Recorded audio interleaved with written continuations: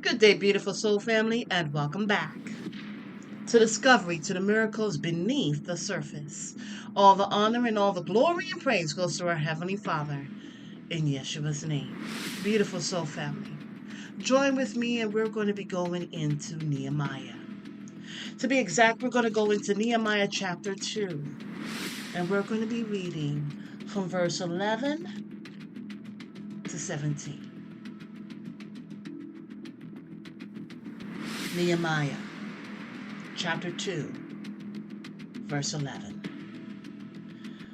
So I came to Jerusalem and was there 3 days, and I arose in the night. So I and some few men with me, neither told I any man what my God, Yahweh, had put in my heart to do at Jerusalem. Neither was there any beast with me, save the beast that I rode upon.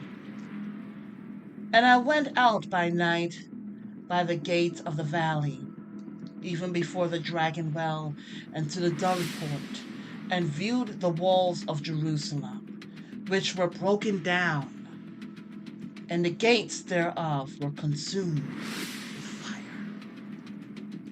Then I went on to the gate of the fountain, and to the king's pool, but there was no place for the beast that was under me to pass. Then I went, up in the night by the brook, and viewed the wall, and turned back, and entered by the gate of the valley, and so returned.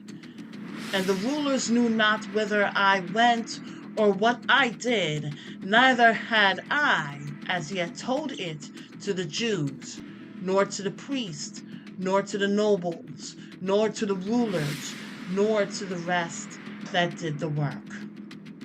Then said I unto them, Ye see the distress that we are in, how Jerusalem lieth waste, and the gates thereof are burned with fire.